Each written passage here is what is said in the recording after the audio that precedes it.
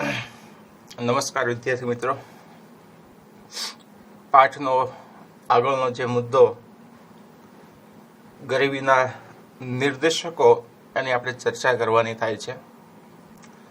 આની પહેલાં આપણે પ્રસ્તાવના, ગરીબીનો અર્થ અને ગરીબીનું સ્વરૂપ કેવું હોય એની વિશે ચર્ચા કરી ગયા છીએ. ગરીબી એક એવી કક્ષા, એક એવું બંધારણ દર્શાવતી બાબતો છે, એને ગરીબીના નિર્દેશક તરીકે આપણે ઓળખાવી શકાય. એનું ચોક્કસ પ્રમાણ છે અને પ્રમાણની સાથે એની અમુક છબી, છાપ, જેને આપણે ઓળખ કહી શકાય, અને શબ્દ મૂક્યો છે એ બંધારણ, કે આ બધી વસ્તુ જો હોય તો જ કહી શકાય કે દેશમાં ગરીબી છે. આ વસ્તુઓ ન હોય તો એવું ન કહી શકાય કે ભાઈ કોઈ પણ દેશ હોય, વિકસિત દેશ હોય કે વિકાસશીલ દેશ હોય, એની અંદર ગરીબી હશે. પણ ગરીબીની કક્ષા ચોક્કસ છે, તેનું બંધારણ દર્શાવતી બાબતો છે, એના આધારે જ આખી ગરીબીના નિર્દેશકની આપણે ચર્ચાઓ કરવાની થાય છે. અગાઉ એક વસ્તુ તો આપણે જોઈ ગયા હતા કે ભાઈ વિકસિત દેશ હોય તો ત્યાં સાપેક્ષ ગરીબી છે એ ઘણી અસરકારક છે, અને વિકાસશીલ દેશ હોય, વિકાસમાન દેશ હોય તો ત્યાં નિરપેક્ષ ગરીબી એક મુખ્ય કારણ બિંદુ દર્શાવ્યું છે. છતાં આપણે અહીંયા હવે એના નિર્દેશકો જે છે એની ઓળખ કેવા પ્રકારની છે, એવા કયા કયા પરિબળો છે જે ગરીબીની ઓળખ આપે છે, એવા પરિબળની સાથે આપણે આ નિર્દેશકની ચર્ચા કરવાની થાય. ગરીબોને તેમની ગરીબીની કક્ષાને ઓળખવા માટે ચોક્કસ નિર્દેશકો ઉપયોગી છે. કેવા કેવા નિર્દેશકો છે કે જેના દ્વારા આપણે ગરીબનું સ્વરૂપ જાણી શકીએ, નક્કી કરી શકાય કે ગરીબ કોણ છે, દેશની અંદર કેટલા ટકા ગરીબ છે. છેલ્લે આપણે લગભગ 27 કે 37% આજુબાજુ ગરીબીના નિર્દેશકની આપણે ચર્ચા કરેલી છે. આપણે અગાઉ કોષ્ટકમાં પણ જોઈ ગયા હતા, ગ્રામીણ ક્ષેત્ર અને શહેરી ક્ષેત્ર બંને જગ્યાએ જુદા જુદા સમય સાથે ગરીબીના પ્રમાણમાં ઘટાડો થતો જોવા મળે છે. છતાંય આપણા દેશમાં ગરીબી વધુ છે એની માટેના જે પરિબળો છે એની અહીં આપણે ચર્ચાઓ કરવાની થાય, જેના દ્વારા ગરીબીના ચોક્કસ સ્વરૂપ અને પ્રમાણને જાણી શકાય અને ગરીબીના નિર્દેશકો કેવા પ્રકારના છે એ આધારે આપણે સમજી શકીએ કે ખરેખર દેશમાં ગરીબ લોકો છે તો કેટલા છે અને કેવા પ્રકારના છે. એના આખા નિર્દેશકોના જે બાબતો છે, પરિબળો છે, એ અહીં આપણને સમજાવવામાં આવે છે. એની માટે એના જુદા જુદા જે પરિબળ છે એની આપણે વિગતે ચર્ચા કરીએ તો આપણે વિશ્લેષણ પછી કરી શકાય કે ખરેખર ભારતમાં ગરીબી છે એ કેવા સ્વરૂપની જોવા મળે છે.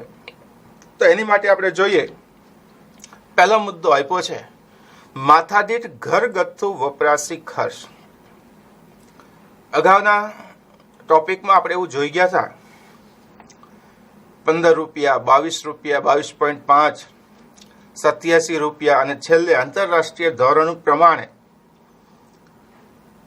$1.90 આવક, એના આધારે ગરીબીની થોડીક ચર્ચા કરી હતી.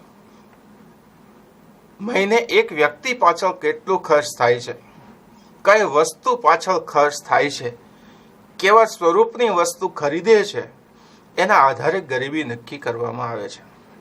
એટલે કે વ્યક્તિ દીઠ ખર્ચની જગ્યાએ અહીંયા ઘર દીઠ ખર્ચની પણ આપણે વાત કરી શકાય. પણ સમજવું છે તો આપણે વ્યક્તિ દીઠ ખર્ચ સંદર્ભે વાત કરીએ. માથાદીઠ ઘરગથ્થુ એટલે વપરાશી વસ્તુ થાય. ઘરગથ્થુ એટલે શું થાય? વપરાશી વસ્તુ, જે આપણે દૈનિક જીવનની અંદર, આપણા રોજબરોજની પ્રક્રિયાઓની અંદર જે વસ્તુ આપણે ઉપયોગમાં લઈએ છીએ એની પાછળ જે ખર્ચ કરીએ છીએ એ કોઈ એક વર્ષ, એ વર્ષ કોઈ પણ હોઈ શકે. અહીંયા ગણતરી નાણાકીય વર્ષ પ્રમાણે પણ આપણે કરવી પડે છે, કારણ કે સરકારી ધોરણ, આંતરરાષ્ટ્રીય ધોરણે, બરાબર છે, નાણાકીય વર્ષ ધ્યાનમાં લેવાય છે. એપ્રિલ માર્ચ વર્ષ આખું ગણવામાં આવે છે. એના આધારે જ આપણે ગણતરી કરી શકાય. દરમિયાન એક વર્ષ દરમિયાન કુટુંબો એટલે એક ફેમિલીની વાત થાય છે, ખરીદેલ બધી જ વસ્તુઓ અને સેવાઓ. કેવા પ્રકારની વસ્તુઓ, કેવા પ્રકારની સેવા? તો આપને ખબર છે આપણે જીવવા માટે અનાજ જરૂરી છે, આરામદાયક જરૂરી છે, વસ્તુઓની મોજ શોખની વસ્તુઓની જરૂર છે. આ બધી વસ્તુઓ પાછળ જે ખર્ચ થાય એમાં ટકાઉ વસ્તુ જે આપણે કહી શકાય કે જે લાંબા સમય સુધી ટકી શકે છે, એમાં કમ્પ્યુટર છે, મશીનરી છે, ફોર વ્હીલ છે, સ્કૂટર છે, એસી છે, આવી ઘણી બધી બાબતો અહીં દર્શાવી શકાય. વગેરેના બજાર મૂલ્યો, બજાર મૂલ્ય એટલે શું થાય? બજાર કિંમત તે જ વર્ષની એટલે વસ્તીની વાત કરવાની થાય છે. એ વર્ષ કયો? તો માની લ્યો કે આપણે 2015-16નું વર્ષ લીધું હોય તો આપણે પણ એ જ વર્ષની વસ્તીને ધ્યાનમાં લેવી પડે. એટલે કુલ કેટલું ખર્ચ થાય છે એના છેદમાં તે જ વર્ષની કુલ વસ્તી વડે ભાંગતા આપણને વ્યક્તિ દીઠ વપરાશી ખર્ચ કેવા પ્રકારનો છે એનો ખ્યાલ આવે છે. લોકોની જીવન જરૂરિયાતની જે વસ્તુઓ છે, સુખ સગવડની વસ્તુઓ છે અને સેવાઓ છે એની પ્રાપ્તિ દર્શાવે છે. એટલે વ્યક્તિ છે એ કેટલું ખર્ચ કરે છે એના આધારે આખો શબ્દ અહીં દર્શાવવામાં આવ્યો છે. કોઈ વ્યક્તિ છે માત્ર ખોરાક પાછળ ખર્ચ કરતો હોય, આરામદાયક વસ્તુઓ, મોજશોખની વસ્તુ પાછળ ખર્ચ ન કરતો હોય તો કદાચ આપણે એને ગરીબ કહી શકાય. પણ એક પાસું આપણે જોવું પણ પડે કે એ આ વસ્તુઓ પાછળ ખર્ચ નથી કરતો, એની પાસે આવક નથી એટલી કે પોતે બચત વધારે કરે છે. આ પાસું જોયા વગર પાછું આપણે ગરીબીનું વિશ્લેષણ કરી શકતા નથી. કારણ કે ઘણા બધા વ્યક્તિઓ એવા હોય છે કે આવક ઘણી બધી હોય છે પણ સાદગીવાળું જીવન હોય તો એના સંદર્ભે અહીંયા થોડીક આપણને મર્યાદાઓ જોવા મળે છે. એટલે આ વ્યક્તિ કેવા પ્રકારનું ખર્ચ કરે છે એનું આખું અહીંયા વિશ્લેષણ અહીં દર્શાવવામાં આવે છે અને એની પ્રાપ્તિ દ્વારા આપણે ગરીબી નક્કી કરી શકાય. વિકાસમાન દેશ આપણા ભારત જેવા દેશ છે એમાં વિકસિત દેશોની તુલનામાં માથાદીઠ વપરાશી ખર્ચ ઘણું જ ઓછું હોવાથી જીવનની ગુણવત્તા, શિક્ષણ, બાળ મૃત્યુ દર અને અપેક્ષિત આયુષ્ય આ 3 બાબતો સાથે સંકળાયેલી છે. ફરી કહું છું, જીવનની ગુણવત્તા કેટલી બાબતો સાથે સંકળાયેલી છે? શિક્ષણ, બાળ મૃત્યુ દર અને અપેક્ષિત આયુષ્ય, જે બીજા પાઠની અંદર અભ્યાસ કરેલો છે એના આધારે અહીં આપણે ચર્ચા કરી શકાય કે એ વસ્તુ પાછળ આપણે અહીંયા ખર્ચ ઓછો થાય છે કારણ કે વ્યક્તિની આવક ઓછી છે. આવક ઓછી હોય એટલે વ્યક્તિ પોતાનો વિકાસ કરવા માટે, પોતાની કાર્યક્ષમતા વધારવા માટે વધુ ખર્ચ કરી શકતો નથી કારણ કે અસ્તિત્વને ટકાવી રાખવા માટે ખર્ચ કરે છે. એટલે વિકસિત દેશોની સરખામણીએ ભારત જેવા જે દેશ છે જ્યાં માથાદીઠ આવકનો રેશિયો નીચો છે, આવા દેશોની અંદર જીવન જરૂરી વસ્તુ પાછળ ખર્ચ થતું હોય છે પણ એ ખર્ચ વિકસિત દેશોની તુલનામાં કેવું હોય છે? ઓછું પ્રમાણ આપણને જોવા મળે છે. તેથી જ ગરીબી વધુ પ્રમાણમાં વિકાસશીલ દેશ, વિકાસમાન દેશમાં હોય એવો એક અંદાજ મૂકી શકાય. વિશ્વના કેટલાક દેશોમાં માથાદીઠ ઘરગથ્થુ વપરાશી ખર્ચ નીચે મુજબ જોવા મળ્યો છે. ખર્ચ આધારિત આપણે અહીંયા વિશ્લેષણ કરવાનું થાય છે. જુદા જુદા દેશનું એક કોષ્ટક આપ્યું છે અને એમાં જુઓ યુએસ, યુકે, જાપાન, પાકિસ્તાન, ચીન અને ભારત આટલા દેશની સરખામણી કરી છે. 2005ના સ્થિર ભાવે, બરાબર છે, આધાર વર્ષની સાથે સરખામણી કરી અને સ્થિર ભાવ એ નક્કી કર્યો છે જે આંકડાશાસ્ત્રમાં સૂચક આંકની અંદર તમે શીખીને આવો છો એના આધારે એ નક્કી કરવામાં આવે છે. આ વર્લ્ડ બેંકનો રિપોર્ટ છે ને કહે છે એના આધારે આખું વિશ્લેષણ કરવામાં આવે છે. યુકેમાં 31,469, યુએસમાં, યુકેમાં 25,828, જાપાનમાં 22,149, પાકિસ્તાનમાં 603, ચીન 14, 20 અને ભારત 725. તો અહીંયા ઘરગથ્થુ વપરાશી ખર્ચ ડોલરમાં આપ્યો છે, બરાબર છે. તો યુએસ છે એ સૌથી વધારે, એટલે તમે જુઓ તો લગભગ આપણે સામાન્ય ગણતરી માટે રાખીએ $30,000 ખર્ચ કરે છે જીવન જરૂરી વસ્તુઓ પાછળ. એટલે 60 રૂપિયાની કિંમત ગણીએ તો 6 તેરીને 18, 6 તેરીને 18, 4 મીંડા મૂકી દઈએ એટલે લગભગ 1,80,000 આજુબાજુ ખર્ચ કરે છે. યુકે 25,000 છે. ત્યાં સામાન્ય ગણતરી માટે આપણે 20,000 લઈએ તો પણ 1,20,000 ખર્ચ થાય છે. એની સરખામણીએ ભારતમાં આપણે $700 લઈએ, 7×6 = 42,000 ખર્ચ થાય છે. એટલે એક દેશ એવો છે જે 1 લાખ કરતા વધુ ખર્ચ કરે છે અને એની સરખામણીએ ભારત વિકાસમાન દેશ ખાલી 42,000 થી 50,000 વાર્ષિક ખર્ચ આપણે નક્કી કરીએ. તો હવે તમે આ વિશ્લેષણ આધારિત વિચારી શકો કે આપણી ખર્ચ કરવાની વૃત્તિ અથવા તો ઓછી આવકના કારણે વધુ ખર્ચ કરી શકતા નથી. ખાસ કરીને ભારતમાં શિક્ષણ, આરોગ્ય પાછળ ખર્ચ કેવો થાય છે? ઓછો. વ્યક્તિ દીઠ ખર્ચ ત્યાં ઓછો, કારણ કે જીવન જીવવા માટે પ્રાથમિક જરૂરિયાતો છે એ પણ હજી આપણે મેળવી શકતા નથી. તો આ વસ્તુ પાછળ ખર્ચનું પ્રમાણ કેવું જોવા મળે છે? ઓછું આપણને જોવા મળે છે, જેના કારણે ભારતમાં ગરીબી હશે એવું આપણે વિશ્લેષણ આધારિત ચોક્કસપણે સમજી શકીએ કે ભારત કરતાં ચીનનું જીવન ધોરણ ઊંચું છે. ભારત કરતાં પાકિસ્તાન છે એનું જીવન ધોરણ નીચું છે. પાકિસ્તાન, ચીન અને ભારત કરતાં જાપાનનું જીવન ધોરણ ઊંચું છે અને સૌથી ઊંચું જીવન ધોરણ યુએસનું આપણને જોવા મળે છે. એટલે સામાન્ય પરિસ્થિતિ, સામાન્ય પરિબળ પ્રમાણે કહે છે અહીંયા કે જ્યાં વપરાશી ખર્ચનું પ્રમાણ વધારે છે તે દેશનું જીવન ધોરણ ઊંચું, એટલે અહીંયા ગરીબીનું પ્રમાણ કેવું હશે? ઓછું જોવા મળે છે. તો અહીંયા એવું કરી શકાય કે ભાઈ યુકે, યુએસ, જાપાન કરતાં ચીનમાં ગરીબી વધારે છે, પણ ચીન કરતાં ભારતમાં ગરીબી વધારે છે અને ભારત કરતાં વધારે ગરીબી ક્યાં હશે? પાકિસ્તાનમાં. ખર્ચના આંકડાઓ આધારિત આપણે વિશ્લેષણ કરી શકાય. અને આ જુદા જુદા દેશની અહીંયા થોડી ઘણી વાત થઈ. બીજા તમારી પાસે આંકડા જો હોય વપરાશી ખર્ચના, તો એના આધારે અનુમાન હજી તમે કરી શકો કે ભાઈ કયા દેશનું જીવન ધોરણ સૌથી નીચું જોવા મળે છે. તો વપરાશી ખર્ચના આંકડા આધારિત તમે દર્શાવી શકો.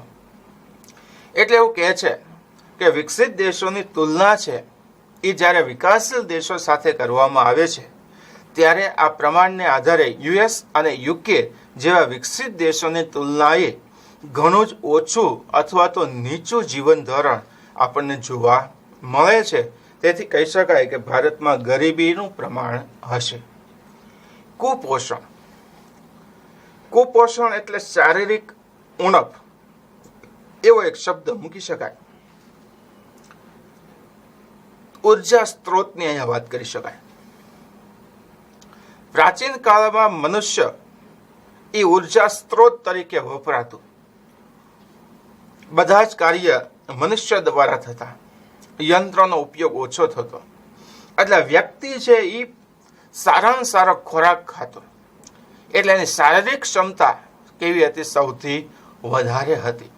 એટલે પ્રાચીન કાળમાં જ્યારે વિકસિત દેશ તરીકે આપણા દેશની ગણતરીઓ થતી, જે પ્રાચીન કાળમાં સોને કી ચીડિયા નામ હતું, એ સમયની વાત કરીએ તો ત્યારે કુપોષણ નહોતું.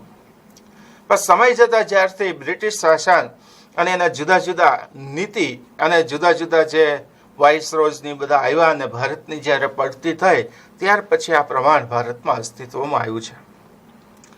કુપોષણ એક એવી પરિસ્થિતિ છે જેમાં વ્યક્તિ દ્વારા લેવામાં આવતા ખોરાકમાં પૂરતા પ્રમાણમાં કેલરી, પ્રોટીન, કાર્બોહાઈડ્રેટ, વિટામિન્સ અને મિનરલ્સનો સમાવેશ થતો નથી. એટલે ખોરાકની ગુણવત્તા નક્કી થાય છે. જેવું મળે એટલું, જેટલું મળે એટલું ખોરાક તરીકે ઉપયોગમાં લે છે. પરિણામે શું થાય કે શરીરની અંદર જે રોગ પ્રતિકારક શક્તિ વધવી જોઈએ એ વધી શકતી નથી. એટલે વ્યક્તિ છે શારીરિક રીતે નબળાઈ અનુભવે છે. અને આ નબળાઈના કારણે શું થાય છે તો કે ભાઈ વ્યક્તિ બીમાર પડે છે અને જીવન ધોરણ કેવું થઈ જાય છે? નીચું. કારણ કે બીમારીના કારણે વ્યક્તિ છે એ વધુ મહેનત કરી શકતો નથી. એટલે ખોરાક જે લેવામાં આવે છે આ ખોરાકની અંદર અહીં દર્શાવેલ તમામ પ્રકારના વિટામિન્સ છે, કાર્બોહાઈડ્રેટ જે શરીર માટે જરૂરી છે, પ્રોટીન જે જરૂરી છે, આ બધી જ વસ્તુનો સમાવેશ થાય છે. લીલા શાકભાજી, ખાટા ફળ, આ બધાની અંદરથી આપણને વિટામિન્સ પ્રાપ્ત થાય છે. દૂધમાંથી આપણને પ્રોટીન પ્રાપ્ત થાય છે. તો આ બધી વસ્તુનો એ સમાવેશ કરવામાં આવ્યો છે. એટલે જ તમે જુઓ તો આજના સમયે આપણને આ વસ્તુ ઓછી મળે છે ખોરાકમાંથી.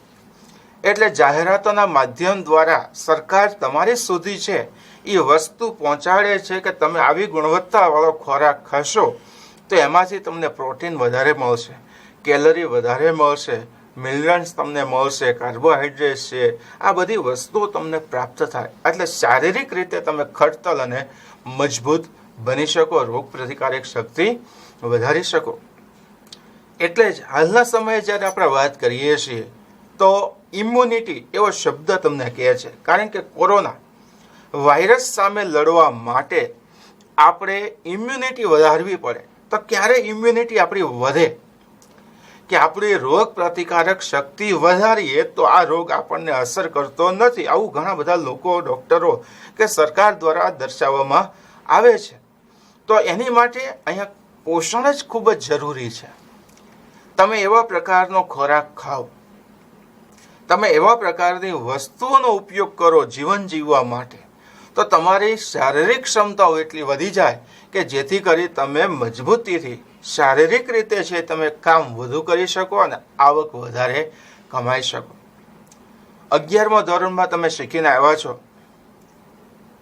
જુદા જુદા ખર્ચની વાત થાય છે, વૈકલ્પિક ખર્ચ, વાસ્તવિક ખર્ચ, આ બધા ખર્ચ તમે શીખીને આવ્યા છો.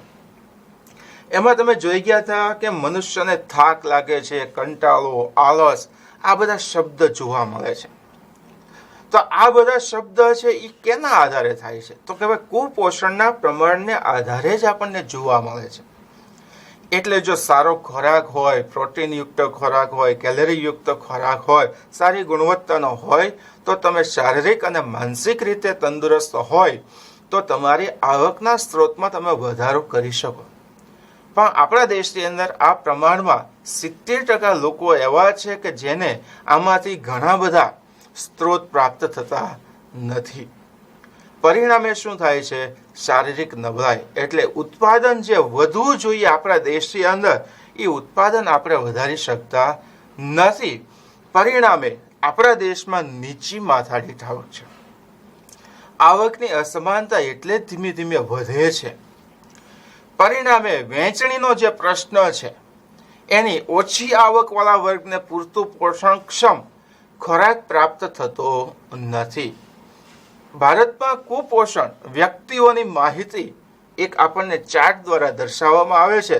એના આધારે વધુ આપણે વિશ્લેષણ કરી શકીએ કે ભારતમાં કુપોષણની પરિસ્થિતિ કેવા પ્રકારની દર્શાવવામાં આવી છે. તો એનું આપણે એક અનુમાન કરીએ. વર્ષ 1990, 92, 2002, 2005, 2007, 2010, 2012, 2014, 2016ના આંકડાઓ આર્થિક સર્વે 2015-16નું જે છે આપણા દેશ અને કીધું છે એના પ્રમાણની અહીંયા વાત થાય છે. 90-92ની અંદર 23.7%નું પ્રમાણ હતું, જે 14-16ની અંદર 15.2%નું થાય છે. એટલે 23થી ઘટીને 17થી ઘટીને પાછું 2005-7માં પ્રમાણ વધી ગયું, 20નું પ્રમાણ થઈ ગયું. અને પછી તમે જો પાછું પ્રમાણ કેવું થાય છે? ઘટે છે, પણ એટલું હજી ઝડપથી ઘટતું નથી. એટલે એના આધારે આપણે એવું તો કહી શકાય કે ભારતમાં હજી પણ કુપોષણનું પ્રમાણ જોવા મળે છે. એની પાછળ જીવન ધોરણ કામ કરે છે. શિક્ષણ ન હોય એટલે અવેરનેસતા થોડીક ઓછી હોય. પરિણામે આ બાબતો પ્રત્યે લોકોનું ધ્યાન કેન્દ્રિત થતું નથી. એટલે પણ કુપોષણના પ્રમાણમાં વૃદ્ધિ જોવા મળે છે. તો આ આંકડાને આધારે કહી શકાય કે ભારતમાં હજી પણ 15.2% લોકો એટલે 121 કરોડની વસ્તી છે. એના આધારે આપણે ગણતરી કરીએ તો 20થી 25 કરોડ લોકો એવા છે કે જેને પૂરતું પોષણક્ષમ આહાર મળતો નથી. પરિણામે ભારતમાં શું જોવા મળે છે? ગરીબીની અવસ્થા દર્શાવવામાં આવે છે. વિશ્લેષણના પ્રમાણને આધારે જુદી જુદી કુપોષણની પરિસ્થિતિના આધારે FAO અહેવાલ 2015માં કહે છે ઓછા ખોરાક મેળવતી વસ્તીનું પ્રમાણ વિશ્વમાં 3જા નંબરે હતું, જે ગરીબીનો નિર્દેશ કરે છે. એટલે આપણે ખોરાક લેવાની ક્ષમતાના પ્રમાણમાં વિશ્વની અંદર જ્યારે વાત કરીએ, વિશ્વના જે અહેવાલની આપણે વાત કરીએ, ત્યારે ભારતનો ક્રમ કેટલો હતો? 2જા નંબરનો હતો. એટલે ભારતમાં કુપોષણનું પ્રમાણ છે, જેથી આપણા દેશમાં ગરીબી કેવી છે?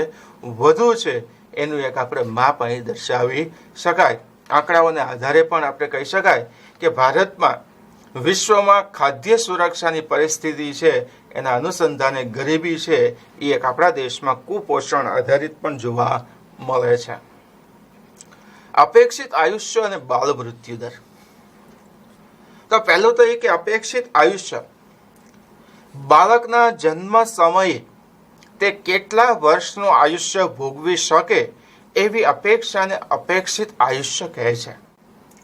બાળ મૃત્યુ દર, કોઈ એક વર્ષના સમયગાળા દરમિયાન 12 માસ પહેલા મૃત્યુ પામતા બાળકોની સંખ્યા એટલે બાળ મૃત્યુ દર.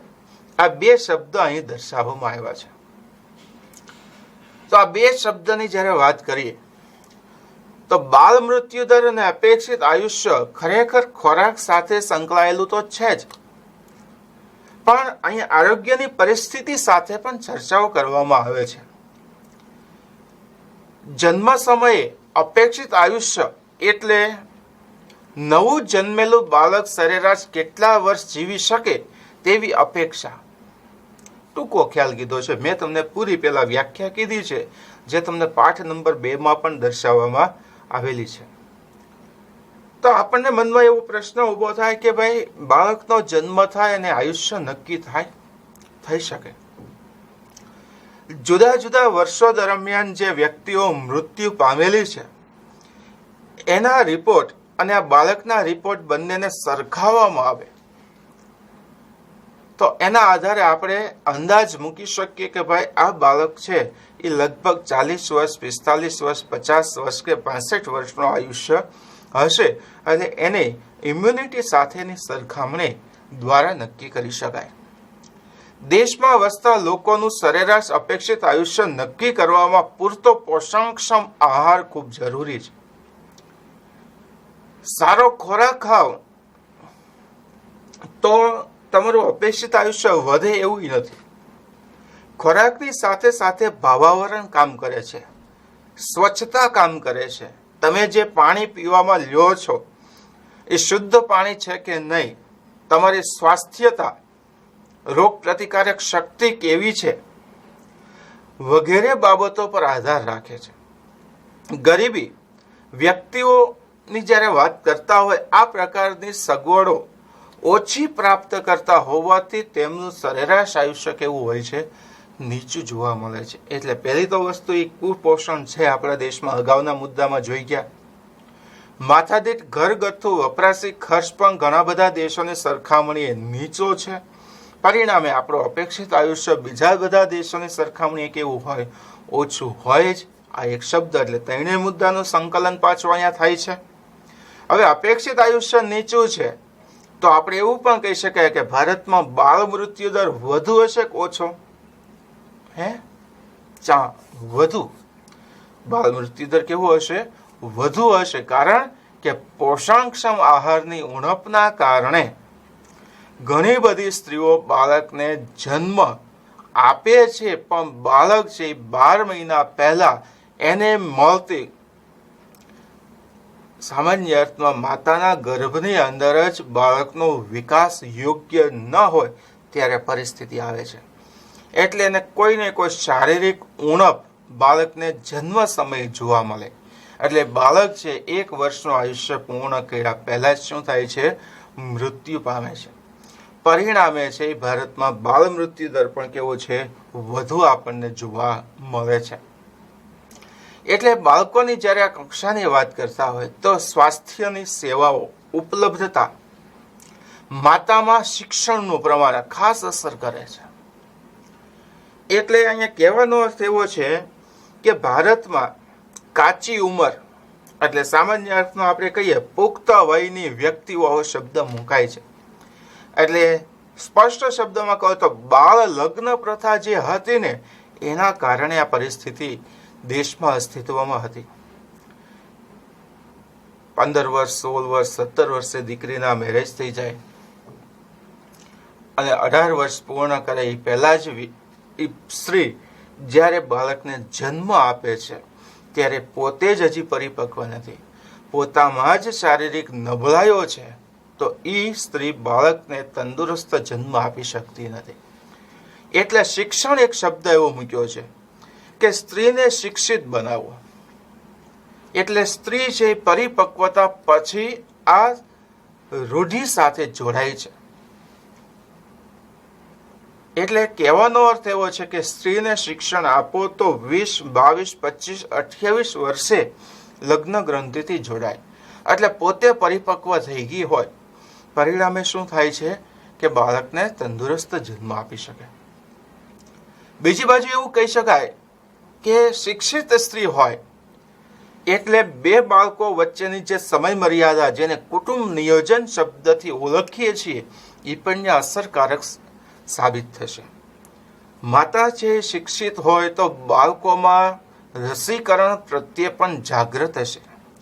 બાળકને કેવો ખોરાક આપવો, કેવું પોષણ આપવું એનાથી પણ લગભગ કેવી થઈ જાય છે, પરિચિત થઈ જાય છે. પરિણામે આપણે બાળ મૃત્યુદર ઘટાડી શકાય. પણ ભારતમાં આ બધા પ્રમાણ ઓછા છે. સ્ત્રી શિક્ષણનું પ્રમાણ કેવું છે, નીચું જોવા મળે છે. એક નિરસતા છે સ્ત્રી શિક્ષણ પ્રત્યે. પરિણામે આ શબ્દ અહીં દર્શાવ્યો છે. બાળ મૃત્યુદર પણ નબળી આરોગ્ય સેવાઓના સંદર્ભમાં ગરીબીનો નિર્દેશ કરે છે. અત્યારે તો ઘણી બધી આપણા દેશમાં સુવિધાઓ વધી છે એટલે બાળ મૃત્યુદર ધીમે ધીમે ઘટ્યો છે, પણ પહેલાની સરખામણીએ આ પ્રમાણ હજી એવું નથી કે જેના કારણે આપણે આપણા દેશનું ગર્વ લઈ શકીએ કે ભારતમાં બાળ મૃત્યુદર છે એ વિકસિત દેશોની સરખામણીએ આપણે આવી ગયા છીએ. પરિણામે આપણે દેશમાં હજી નબળી આરોગ્ય વિષયક સુવિધાઓનું એક પ્રમાણ, એક નિર્દેશ, એ પણ ગરીબીનું એક સૂચન અહીં આપણે કહી શકાય. આપણને એની માહિતી આપી છે. વિશ્વના કેટલાક દેશોમાં જન્મ સમય અપેક્ષિત આયુષ્ય અને બાળ મૃત્યુ દર જે છે એના આંકડાઓ દર્શાવ્યા છે, રજૂઆત કરી છે અને કહે છે નોર્વે વિશ્વની અંદર સૌથી પહેલા નંબરનો એવો દેશ છે કે જે આરોગ્ય અને બાળ મૃત્યુ દર જીવન ધોરણ બાબતે ફર્સ્ટ નંબરે આવે છે. નોર્વેનું અપેક્ષિત આયુષ્ય 81.6 વર્ષનું છે, જ્યાં બાળ મૃત્યુ દર ખાલી 2 જ છે. એની સરખામણીએ ભારતમાં અપેક્ષિત આયુષ્ય 68નું છે અને બાળ મૃત્યુ દર 39નો દર્શાવે છે. એટલે અહીંયા તમે જોઈ શકો એક દેશ એવો છે જે માથાદીઠ ઘરગથ્થુ વપરાશી ખર્ચ ઘણું બધું વધારે કરે છે, જ્યાં શિક્ષણ છે, આરોગ્ય છે, સ્વાસ્થ્ય છે, માથાદીઠ આવક છે, ખર્ચ છે, પૌષ્ટિક આહાર લે છે, વિટામિન છે, કાર્બોહાઈડ્રેટનું પ્રમાણ, આ સિવાય ઘણી બધી બાબતો આપણે દર્શાવી શકાય. તો ત્યાં એ બધા પરિબળો ઘણા બધા ઊંચા છે. પરિણામે આપણે અહીં કહી શકાય કે ભારત વિશ્વના ઘણા બધા દેશોથી પછાત અવસ્થામાં છે. એટલે ભારતની અંદર એવું કહી શકાય કે ગરીબી જોવા મળે છે. એટલે આ 2 ડિજિટનો જે આંક છે એ 1 ડિજિટમાં જ્યારે આવશે બાળ મૃત્યુ દરનો, જે અમેરિકામાં છે, શ્રીલંકામાં છે, નોર્વેમાં છે, ચીન પણ તમે જુઓ તો 2 ડિજિટમાંથી 1 ડિજિટ તરફ ત્યાં પ્રમાણ 10નું જોવા મળે છે. એટલે આ બધા દેશો જે છે એ ખૂબ જ ઊંચો જીવન ધોરણ સાથે જીવન જીવે છે. એટલે ભારત કરતાં ત્યાં ગરીબી ઓછી અને ભારતમાં ગરીબી કેવી છે, વધારે પ્રમાણ આપણને જોવા મળે છે. વિશ્લેષણ પણ એવું જ કહે છે કે ભારત કરતાં બધા જ દેશોનું જીવન ધોરણ ઊંચું છે અને ભારત કરતાં બધા જ દેશોમાં બાળ મૃત્યુદર કેવો છે, વધુ આપણને જોવા મળે છે, જેના કારણે ભારત એક ગરીબીની પરિસ્થિતિમાં જીવન જીવે છે. તબીબી સગવડો અને સેવાઓના સંદર્ભે વાત કરીએ.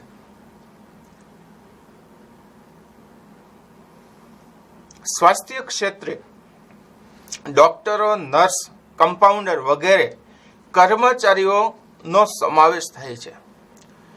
કારણ કે જે દેશમાં ડોક્ટરો છે, નર્સ છે, કમ્પાઉન્ડર છે, એ વસ્તી પ્રમાણે હોવા જોઈએ. જો વસ્તી પ્રમાણે આ લોકોની સંખ્યા ઓછી હોય તો ખરેખર કોઈ દેશ છે એ પોતાની સ્વાસ્થ્ય સુવિધા વધારી શકતો નથી. એટલે એના સંદર્ભે અહીંયા કહે છે તેની અછત એટલે ઓછા ડોક્ટરો હોય, નર્સ ઓછી હોય, કમ્પાઉન્ડર ઓછા હોય તો બધા જ લોકોનું યોગ્ય રીતે જે સારવાર ન કરી શકે. એટલે એની અછત સ્વાસ્થ્ય સેવાઓને પ્રતિકૂળ અસર કરે છે. જે અનુકૂળ હોવી જોઈએ એ નથી થતી, એટલે વિરુદ્ધ અસર થાય છે. ભારતમાં આંતરરાષ્ટ્રીય તુલનાએ તબીબી સગવડો અને ડોક્ટરોની અછત જોવા મળે છે. એટલે જ આપણે ઘણા બધા રોગની સારવાર નથી કરી શકતા. તે રોગ માટે આપણે વિદેશમાં ઘણા બધા લોક જાય છે. જે ધનિક છે, જેની પાસે આવક છે, એ લોકો ત્યાં જાય છે, પણ ગરીબ લોકો ત્યાં જઈ શકતા નથી. મધ્યમ વર્ગના ઘણા બધા લોકો જઈ શકતા નથી. એટલે સ્વાસ્થ્ય સુવિધા એ પણ અહીંયા દર્શાવવામાં આવે છે. એટલે કહે છે વિકસતા ગરીબ દેશોમાં લોકોને તબીબી સગવડો ઓછી હોય છે. આપણને ખબર છે ઘણા મિત્રો ગ્રામીણ વિસ્તારમાં વસવાટ કરે છે. ત્યાં સ્વાસ્થ્ય કેન્દ્ર છે, પેટા સારવાર કેન્દ્ર છે, પણ ત્યાં ડોક્ટરોની સંખ્યા હોતી નથી. અને આપણા દેશમાં હજી 68% જેવી વસ્તી ગ્રામીણ વિસ્તારમાં એટલે મોટો સમૂહ ગામડામાં વસવાટ કરે છે. તો આ પરિસ્થિતિ આધારિત જ્યારે આપણે ચર્ચા કરીએ તો ત્યાં અછત છે. એટલે એક વસ્તુ તો નક્કી થઈ ગઈ છે કે હજી સારવાર શહેરી વિસ્તારમાં મળે છે, ગ્રામીણ વિસ્તારમાં એટલી બધી હજી સુવિધાઓ નથી. એટલે 68% લોકોનું તો જીવન ધોરણ નીચું હશે જ એવો એક શબ્દ મૂકી શકાય. તેઓ વારંવાર અનેક સેવાઓનો ભોગ બને છે. એના આધારે જુદા જુદા રોગો થાય છે અને રોગને આધારે શું થાય છે? મૃત્યુ પણ પામે છે. એટલે આવા જે ગરીબોને પૂરતો પૌષ્ટિક ખોરાક મળતો નથી, પરિણામે તેમની રોગ પ્રતિકારક શક્તિ કેવી હોય છે? ઓછી હોય. કારણ કે ગ્રામીણ વિસ્તાર, ખેતી ક્ષેત્ર, શહેરી વિસ્તારમાં પણ ઘણો બધો મજૂર વર્ગ આપણને જોવા મળે છે. આ બધી પરિસ્થિતિના કારણે એવું કહેવાય છે કે ભારતમાં ગરીબી હોઈ શકે છે, નથી, એનું એક વિશ્લેષણ આપણે કરી શકાય. છે તો કેટલા પ્રકારની છે, કેવા પ્રકારની છે? એટલે ટૂંકમાં અહીંયા આપણે એવું કહેવું છે કે ભારતની જે વસ્તી છે એ વસ્તી પ્રમાણમાં ડોક્ટર, નર્સ અને કમ્પાઉન્ડર કેવા છે? ઓછા. એના આંકની પણ અહીંયા થોડી ઘણી ચર્ચાઓ થાય છે. દેશમાં આરોગ્ય વિષયક સેવાઓ ઓછી હોય છે. લોકો આવી સેવાઓથી વંચિત રહે છે. વંચિત એટલે સેવા મળતી નથી. અને ખાસ કરીને ઘણા બધા લોકોને ખબર પણ નથી કે કઈ સેવાઓ ક્યાં ચાલે છે, કેવા પ્રકારના ડોક્ટરો ક્યાં હશે, એની પણ માહિતી ઘણા બધા લોકોને નથી. એટલે એ સેવાઓથી લોકો કેવા રહી જાય છે? વંચિત રહી જાય છે. 108ની સુવિધા ભારતમાં છે, પણ દેશમાં 20% લોકો હજી એવા છે જે 108 વિશે માહિતગાર છે જ નહીં. નથી માહિતગાર, એને ખબર નથી, એટલે એ વંચિત છે એવો એક શબ્દ આપણે મૂકી શકાય. પરિણામે ગરીબી વધારે હોય છે. વિકસતા દેશોમાં દર 6000ની વસ્તી, શબ્દ મૂકે, દર 6000ની જે વસ્તી છે ત્યાં એક જ ડોક્ટર છે. એટલે એક ડોક્ટર 6000 લોકોનું આરોગ્ય છે એ સાચવી શકે? આ એક પ્રશ્ન જોવા મળે છે. એટલે એવું કહી શકાય કે ભારતમાં ડોક્ટરની સંખ્યા કેવી છે? ઓછી. અને ઓછી સંખ્યાને કારણે છે એ તબીબી સગવડો ભારતના તમામ લોકોને મળી શકતી નથી. જ્યારે વિકસિત દેશોની જ્યારે વાત કરીએ છીએ 350ની વસ્તીએ એક ડોક્ટર છે. ભારતમાં 6000ની વસ્તી એક છે, જ્યારે વિકસિત દેશોમાં 350ની દ્રષ્ટિએ એક ડોક્ટર છે. એટલે આની તુલના કરો તો એવું નક્કી કરી શકાય કે ભારતમાં છે એ તબીબી સારવાર યોગ્ય નથી, એટલે સ્વાસ્થ્ય સારું નથી. શારીરિક નબળાઈનું પ્રમાણ વધારે છે ભારતમાં, એટલે ગરીબી જોવા મળે છે. વિકસતા દેશોમાં દર વર્ષે લગભગ 1.7 કરોડ લોકો ડાયેરિયા, મેલેરિયા, ક્ષય જેવા રોગથી મૃત્યુ પામે છે, જેની સારવાર ભારતમાં કેવી થાય છે? ઓછી. કારણ કે એને અનુકૂળ એના જે સ્પેશિયાલિસ્ટ ડોક્ટરો કહી શકાય અથવા તો ડોક્ટરો છે તેના પ્રકારની જે દવાઓની જરૂર છે એની આપણા દેશમાં શું હશે? અછત જોવા મળે છે. પરિણામે 1.7 કરોડ લોકોનું આના કારણે મૃત્યુ થાય. એટલે આપણે એવું કહી શકાય કે ભારતમાં આ એક પ્રમાણ છે તબીબી સુવિધાઓનું અછતનું પ્રમાણ, એટલે ભારતમાં ગરીબી હશે. દુનિયામાં લગભગ 2.3 કરોડ લોકો એડ્સના ભોગ બને છે. એમાંથી 90% વિકસતા દેશોમાં છે. જો અહીંયા ભારતની વાત નથી થતી, વિકસતા દેશોની વાત થાય છે. ઘણા બધા દેશની અંદર સમાવેશ થાય છે. એટલે 10% લોકો જેવા છે એડ્સમાં કે જે વિકસિત દેશના છે. બાકીના મોટા ભાગના લોકો ક્યાં છે? વિકસતા દેશો, જે વિકસિત દેશ તરફ આગળ વધી રહ્યા છે. એટલે આ પ્રમાણ શું દર્શાવે છે? ગરીબીનો નિર્દેશ અહીં આપણે દર્શાવી શકાય. પીવાનું શુદ્ધ પાણી. જન સમૂહનું સ્વાસ્થ્ય એ પાણી સાથે સંકળાયેલું છે. આપણને ખબર છે કે આપણું શરીર પંચ મહાભૂતનું બનેલું છે, બરાબર છે? તો એમાં જળ, જમીન, હવા આ બધી વસ્તુઓ આવે છે. એટલે કે છે કે પાણી એ મનુષ્યનો એક અંગ છે. 8, 9, 10માં તમે શીખીને આવ્યા છો કે અમુક પ્રમાણ પાણીનું શરીરમાં છે, એટલે આપણે જીવન જીવી શકીએ છીએ. પણ જો એ પાણી આપણા શરીરમાં છે, એ શુદ્ધ પાણી છે, તો આપણે જે પાણી પીવામાં લઈએ છીએ એ શુદ્ધ હોવું જોઈએ. કારણ કે શરીરની અંદર કઈ એવું ફિલ્ટર નથી કે પાણી પીવું અને ગળામાંથી શુદ્ધ પાણી થઈ જાય અને શરીર છે સ્વચ્છ રહે. એવું નથી. પાણી ચોખ્ખું પીવું પડે. શુદ્ધ પાણીની વાત થાય છે. સુરક્ષિત પીવાલાયક પાણી અને સ્વચ્છતાની સગવડ માટે સાથે સંકળાયેલું એક બાબત અહીં કહે છે, દૂષિત પાણી, શુદ્ધ અને પૌષ્ટિક ખોરાકનો અભાવ વગેરે પરિબળો અનેક રોગોનું કારણ બને છે. પાણીજન્ય રોગોનું પ્રમાણ પણ ભારતમાં છે. એટલે મેં તમને અગાઉ પણ એક વખત કીધેલું, સ્વદેશ પિક્ચરની અંદર આની થોડીક બાબતો દર્શાવી છે. કદાચ તમે પિક્ચર જુઓ તમને ખ્યાલ આવશે કે ફિલ્મના જે હીરો છે એ ગામડે ગામડે જાય છે ત્યારે દૂષિત પાણી લોકો પીવે છે અને બીમારીનો ભોગ બને છે. એવું પણ જોયેલું છે. એટલે અહીં કહે છે શુદ્ધ પાણી મળવું જોઈએ. શુદ્ધ પાણી મળે એટલે શરીરની શક્તિઓનો વિકાસ થાય. ભારતની અંદર ઘણા બધા લોકો હજી એવા છે કે જેને શુદ્ધ પાણી મળતું નથી. એટલે એવું કહી શકાય, વસ્તી ગણતરી 2011ની માહિતી અનુસાર લોકોને ઘરમાં જે પાણી આવે છે એવા 63.3% જ કુટુંબો છે. 100%માંથી 63%, કદાચ આપણે કહીએ 65% છે, તોય આપણે ગણતરી કરીએ તો હજી 35% લોકો એવા છે જેને શુદ્ધ પાણી મળતું નથી. જ્યાં ઉપલબ્ધતા કેવી છે? ઓછી છે. અત્યારે તો પાણી ઘણું બધું દૂષિત છે. પહેલા એવું હતું, નદીનું પાણી પીવો તમે, શુદ્ધ પાણી હતું, કારણ કે નદીઓ શુદ્ધ હતી. જૂના સમયમાં વરસાદ આવે અને નેવેથી જે પાણી પડે છે એમ તમે જુઓ તે પાણી લોકો પીતા હોય છે. બધી જ વસ્તુઓ સામાન્ય અર્થમાં ઘરમાં બેડું હોય, ડોલ હોય તે નેવેથી ભરેલી હોય, શુદ્ધ પાણી આપણે એને કહી શકાય પીતા. કારણ કે સમય એવો હતો. અત્યારે દૂષિતતા વધી ગઈ છે પર્યાવરણને. પરિણામે અશુદ્ધિઓ કૂવાના પાણીમાં છે, નદીના પાણીમાં છે અને બીજી જે કઈ સુવિધાઓ છે એમાં પણ છે. એટલે સરકાર શું કરે છે?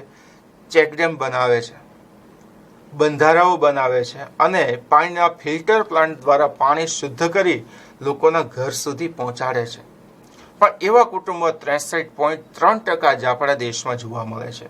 પરિણામે પીવાનું ઓછું પાણી ઘણા બધા લોકોને શુદ્ધ મળતું નથી. એટલે ભારતમાં ગરીબી છે એવું કહી શકાય. 8.67% લોકો જે છે નળ દ્વારા શુદ્ધિકરણ ન કરેલ પાણી, 26% લોકોને અન્ય સ્ત્રોત, એમાં મેં જેમ કીધા કુવા, હેન્ડપંપ, ટ્યુબવેલ, ઝરણા, નદી, નહેરો, તળાવથી પીવાનું પાણી પ્રાપ્ત થાય છે. શુદ્ધ પીવાના પાણીની ગેરહાજરીમાં ગંદુ પ્રદૂષણયુક્ત પાણી દેશમાં પાણીજન્ય પાણીથી થતા જુદા જુદા રોગો એના સમસ્યાથી ભારતમાં લોકો પીડાય છે. પરિણામે ભારતમાં ગરીબી જોવા મળે છે. શૌચાલયની સુવિધા આ પણ એક અગત્યનો મુદ્દો છે. ભારતમાં વસ્તી ગણતરી 2011ની માહિતી અનુસાર કુલ વસ્તીના લગભગ 70% વસ્તી ગ્રામ્ય વિસ્તારમાં છે, જેમને પાણીજન્ય અને ચેપી રોગો થવાની શક્યતા વધુ છે.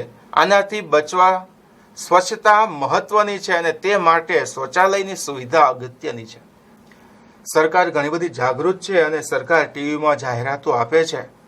શૌચાલય બનાવવા માટે સરકાર સબસિડી પણ આપે છે. કારણ કે સરકાર છે એ પ્રજા પ્રત્યે જાગૃતતા અનુભવવા માટેની આ પ્રક્રિયા જોવા મળે છે. ગ્રામીણ વિસ્તારમાં જાહેરમાં શૌચાલયની પ્રક્રિયા વાડી વિસ્તારમાં જોવા મળે છે. પરિણામે શું થાય છે તો કે હવા શુદ્ધ ને પ્રદૂષિત થાય છે અને એ હવા પ્રદૂષિત થાય છે અને એ હવા આપણે શ્વાસોશ્વાસની પ્રક્રિયામાં શરીરમાં જાય છે એટલે અમુક પ્રકારના બેક્ટેરિયા છે, જમ્સ છે, એ આપણા શરીરમાં પ્રવેશે છે. પરિણામે શું થાય છે તો કે ભાઈ મનુષ્યની કાર્ય કરવાની ક્ષમતા ઘટે છે, બીમાર પડે છે. આપણે શહેરી વિસ્તારમાં રહીએ છીએ, છતાંય આપણે તમે જુઓ તો ચોમાસા દરમિયાન વધારે વરસાદ આવે એટલે ઘણી બધી જગ્યાએ કાદવ કીચડની પરિસ્થિતિ થાય છે.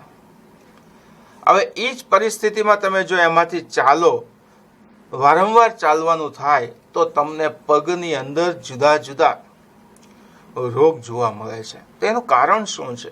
અશુદ્ધતા. એટલે શુદ્ધતા હોવી જોઈએ. બરાબર છે? તો આ શબ્દ એની સાથે જ જોડાયેલો છે. એટલે કે છે શૌચાલયની પ્રક્રિયા જે છે એ લોકોના ઘરમાં જ હોવી જોઈએ અને સરકાર પણ શૌચાલય બનાવવા માટે સબસિડી આપે છે. છતાં એક આંક અહીંયા જોઈએ તો કે છે કે ભારતમાં 100% કુટુંબો છે, એમાંથી 66% લોકોને મકાનમાં જ શૌચાલયની સગવડવાળા છે, જ્યારે 34% મકાનમાં શૌચાલયની સગવડ ન હોય તેવા લોકો જોવા મળે છે. તો અહીંયા આપણે અંદાજ મૂકી શકીએ કે ભાઈ 34% લોકો એવા છે કે જે જુદા જુદા રોગથી પીડાતા હશે. ચોક્કસ ન કહી શકાય, હશે એવો શબ્દ મૂક્યો છે. એટલે સ્વચ્છતાનો અભાવ ત્યાં જોવા મળતો નથી. પરિણામે શું થાય છે તો કે ભાઈ લોકો બીમાર પડે છે. એટલે શૌચાલયની સુવિધા એ પણ સ્વાસ્થ્ય ઉપર ઘણી બધી અસરકારક દર્શાવવામાં આવી છે. પ્રદૂષણ અને બીજું બાજુ કહે છે શારીરિક નબળાઈ ઉત્પાદકતા અને ઉત્પાદનને નીચા રાખે છે. કારણ કે બીમાર પડીએ, કામ કરવાની શક્તિ ઘટે એટલે ઉત્પાદકતા, તમારી કામ કરવાની શક્તિ ઘટે. તમે બીમાર છો તો તમે યોગ્ય રીતે કાર્ય કરી શકતા નથી, એટલે ઉત્પાદન પણ કેવું થાય? નીચું આપણને જોવા મળે છે. અને એક સામાન્ય તમને દાખલો આપું તો જ્યારે તમે ક્લાસરૂમમાં અભ્યાસ કરતા હોય, શિક્ષકને શારીરિક રીતે થોડીક નબળાઈ હોય ત્યારે તમે જુઓ તો તમને પૂરું 1 કલાક શિક્ષણ નથી આપી શકતા. 25 મિનિટ, 30 મિનિટ, 40 મિનિટ ભણાવે છે અને પછી તમને કહે છે આજે થોડીક નબળાઈ છે અને હવેના જે સમય છે થોડોક વધ્યો, એમાં તમે તમારું પોતાનું વર્ક કરો, આવો તમને શબ્દ કહે છે. એટલે એની ઉત્પાદકતા ઘટી ગઈ, સમયે ઓછું ઉત્પાદન થાય છે, આવો શબ્દ. કારણ કે એ સમયે વ્યક્તિ આરામની પસંદગી લગભગ કરતો જોવા મળે છે. આ એક ઉદાહરણ તમને એટલા માટે આપું કે તમને ખ્યાલ આવે. બાકી આ ઉદાહરણ તો આવા ઘણા બધા તમે બજારમાંથી પણ મેળવી શકો. જે ગરીબીને વધારવા માટે કારણભૂત પરિબળ છે, કારણ કે મજૂર વર્ગ ભારતમાં વધારે છે, અસંગઠિત ક્ષેત્રમાં કામ કરતો વર્ગ ભારતમાં વધારે છે અને અસંગઠિત ક્ષેત્રમાં જ્યારે આવી શારીરિક નબળાઈ હોય, ઉણપ હોય, ત્યારે જ ભારતમાં એવું કહી શકાય કે ઉત્પાદકતા અને ઉત્પાદન આ બંને કેવા થાય છે? નીચા જોવા મળે છે. રહેઠાણ, પીવાનું પાણી, શૌચાલય, તબીબી સારવાર, આ બધા શબ્દ તો છે જ, પણ આ બધાની સાથે એવું કહે છે, જો રહેઠાણ યોગ્ય હોય તો નબળાઈ કેવી હશે? ઓછી. બધી જ વસ્તુ તમારી પાસે છે, બધી જ સગવડો તમારી પાસે છે, પણ તમારું રહેઠાણ તે ગંદકીયુક્ત વિસ્તારમાં હોય તો તમારું સ્વાસ્થ્ય છે એ ઊંચું લાવી શકતા નથી. એટલે રહેઠાણ એ એક અગત્યની બાબત છે. ગરીબીના નિર્દેશક તરીકે રહેઠાણની અને તેનું સ્વરૂપ એક નિર્દેશક છે. વિકસતા દેશોમાં રહેઠાણની તંગી છે. ભારતમાં જેટલા લોકો છે બધા જ લોકોને રહેવા માટે મકાન નથી, એટલે મકાન બને છે એની કરતા વસ્તી કેવી છે? વધારે છે. એક એવું આપણે ઉદાહરણ સામાન્ય કહીએ કે માની લો કે આજે ભારતની અંદર છે 1 લાખ મકાનો બન્યા, પણ સામે જન્મ લેનાર બાળકોની સંખ્યા છે 2 લાખની છે. એટલે એવું કહી શકાય કે વસ્તી કરતા મકાનનો આંક કેવો છે? ઓછો. એટલે મકાનની શું જોવા મળે? અછત જોવા મળે છે, તંગી જોવા મળે છે. એટલે લોકો ગંદકી વાળી જે ચાલો છે, સામાન્ય અર્થમાં ચાલી શબ્દ મુંબઈ છે, સુરત છે, બધી બાજુ તમને વધારે જોવા મળે છે. ઝૂંપડપટ્ટી શબ્દથી પરિચિત છીએ. આ વસ્તુમાં લોકો રહે છે, એટલે ભીડભાડ વાળો વિસ્તાર થઈ જાય, જ્યાં દૂરીનો હોય, ગીચતા વધારે હોય, ઓછા વિસ્તારની અંદર વધુ લોકો રહેતા હોય, આવું જોવા મળે છે. આ પ્રવૃત્તિ ગરીબીનું માપદંડ છે. રહેઠાણ એ માનવીની પ્રાથમિક જરૂરિયાત છે. એટલે મેં અગાઉ પણ તમને કીધું હતું 50 ચોરસ ફૂટ જગ્યા એક વ્યક્તિને રહેવા માટે જોઈએ છે, પણ 50 ચોરસ ફૂટ જગ્યામાં ભારતમાં 5 થી 6 વ્યક્તિ રહેતા હોય છે. પરિણામે એવું કહી શકાય કે ભારતમાં ગરીબી જોવા મળે છે. રહેઠાણ મળે તો કેવા મળે છે તેમાં અને એ પરિસ્થિતિ પરથી ગરીબીનું ધોરણ નક્કી થાય છે. રહેઠાણનું મકાન, ઓરડાઓ, રહેનારાઓની સંખ્યા, ઘરમાં નળ, ડ્રેનેજ, વીજળી જેવી સગવડતા ધરાવતા મકાનની ટકાવારી ગરીબીની કક્ષા દર્શાવે છે. કારણ કે આ બધું જરૂરી છે સારા જીવન ધોરણ માટે, ઊંચા જીવન ધોરણ માટે. ઘણી વખત આપણને એવું થાય આ બધું સરકાર આપે છે, પણ તમારી પાસે લેવાની ક્ષમતા નથી, કારણ કે તમારું જીવન ધોરણ નીચું છે, તમારી આવકનો સ્ત્રોત નીચો છે. એને વધારવા માટે તો તમારે છે એ ખોરાક સારો ખાવો પડશે, વધુ મજબૂતાઈથી કામ કરવું પડશે, શારીરિક શક્તિ વધારવી પડશે, માનસિક શક્તિ વધારવી પડશે, શિક્ષણ વધારવું પડશે. આ બધા માપદંડ સાથે તમે જ્યારે ચર્ચા કરો છો ત્યારે આ બધી વાત થાય છે. એટલે આ બધી સગવડતાઓની સાથે જ્યારે ચર્ચા કરીએ છીએ તો આવા મકાનો ભારતમાં કેવા છે? ઓછા જોવા મળે છે. 2 રૂમ રસોડું મકાન હોય તો 6 જણા રહેતા હોય, 7 જણા રહેતા હોય, એટલે ઓરડાની સંખ્યા કરતા વ્યક્તિઓ વધારે છે એવું કહેવાય. પરિણામે શું થાય છે? તો ગરીબી દર્શાવે છે. ઘણા બધા એવા શહેરો છે જ્યાં તમે જો 1 રૂમ રસોડું મકાન હોય, 5 વ્યક્તિ રહેતા હોય. આપણને એમ થાય હુવે કઈ રીતે? તો એક જ રૂમની અંદર માળિયું બનાવ્યું હોય, અને એ માળિયું એવા પ્રકારનું બનાવ્યું હોય વ્યક્તિ ત્યાં બેસી શકે, અને ઘણા લોકો ત્યાં ઉપર સુવા જતા હોય. એટલે એક જ રૂમની અંદર 2 માળ કરી નાખ્યા હોય. આવી પરિસ્થિતિ જોવા મળે છે. તો એક ગરીબીનું સૂચન છે, ગરીબીનું પ્રમાણ છે એવું કહી શકાય. પરિણામે ભારતમાં રહેઠાણની સુવિધાઓ પણ કેવી છે? ઓછી. ભારતમાં પૂરતી સગવડતાવાળા મકાનની તંગી છે. ભારતમાં 60 કરોડ લોકો સ્વાસ્થ્યને હાનિ પહોંચાડે અથવા જીવન માટે જોખમરૂપ હોય એવા વિસ્તારમાં વસવાટ કરે છે. એમાં ફૂટપાથ ઉપર સૂતા લોકોની વાત થાય, ઝૂંપડપટ્ટી વિસ્તારની વાત થાય, રેલવેની જે ટ્રેક છે, પાટા છે, એની બંને બાજુએ રહેતા લોકોની વાત થાય. આ બધા જોખમવાળા વિસ્તારો કહી શકાય, ત્યાં વસવાટ કરતા હોય છે. પરિણામે એવું કહેવાય છે કે ભારતમાં ગરીબી છે. મુંબઈમાં મોટામાં મોટી વસાહત ધારાવાહી ઝૂંપડપટ્ટી વિસ્તાર, હજારો લાખોની સંખ્યામાં લોકો વસે છે. તો એ શું દર્શાવે છે? ગરીબીનો એક નિર્દેશ આપણને જોવા મળે છે. ભારતમાં મોટાભાગના મકાનો 1 રૂમની સગવડતાવાળા છે, જે ગરીબીનું એક માપદંડ દર્શાવવામાં આવ્યું છે. મોટા મકાનની સંખ્યાની સામે નાના મકાનો વધારે છે અને નાના મકાનમાં રહેનાર લોકોની સંખ્યા વધારે છે, એટલે ગરીબી છે એવો એક નિર્દેશ અહીંયા આપણને દર્શાવવામાં આવે છે. વીજળી આપણે વપરાશમાં લઈએ છીએ. કેવા પ્રકારની વીજળી લઈએ છીએ વપરાશમાં, કેટલી લઈએ છીએ? કોઈ પણ દેશના આર્થિક વિકાસને અસર કરનારું એક મહત્વનું પરિબળ વીજળીની સગવડ છે. દેશમાં ઉત્પાદન વધારવા તેમજ લોકોના જીવનની ગુણવત્તા સુધારવા વીજળીની સગવડ ખૂબ જ મહત્વની છે. કારણ કે અત્યારે આધુનિક યુગ છે, ઉર્જા સાથે સંકળાયેલો દેશ એવું કહી શકાય. કારણ કે બધી જ વસ્તુ ટેકનોલોજીથી ચાલે છે અને ટેકનોલોજીથી ચાલે છે બધી જ વસ્તુ, એટલે વીજળી 24 કલાક મળવી જોઈએ. આપણું જીવન પણ વીજળી સાથે સંકળાયેલું છે. એનું સામાન્ય એક ઉદાહરણ આપણે લઈએ તો તમે જુઓ, લાઇટ વહી ગઈ ત્યારે આપણે ઘરમાં બેઠા હોય ત્યારે મૂંઝારો થાય, અકળામણ થાય છે, અને જેવી જ લાઇટ આવે એટલે આપણા મનમાંથી એક શબ્દ નીકળે, હાશ. તો આ શું દર્શાવે છે?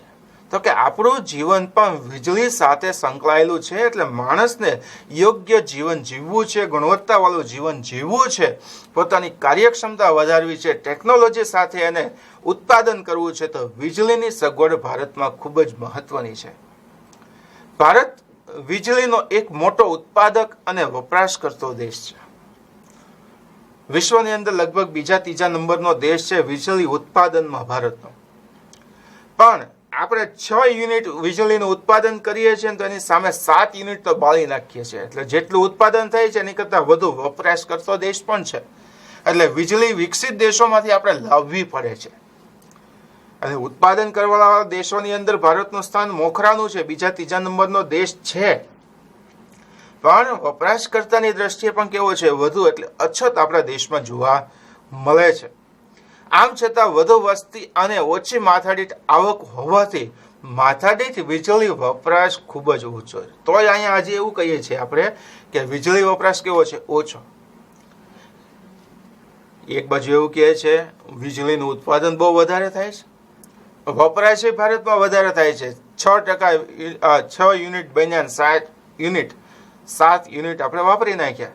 તો એ ઘણા લોકોને એટલે સુવિધા મળતી નથી, કારણ કે વપરાશ વધારે થઈ જાય છે.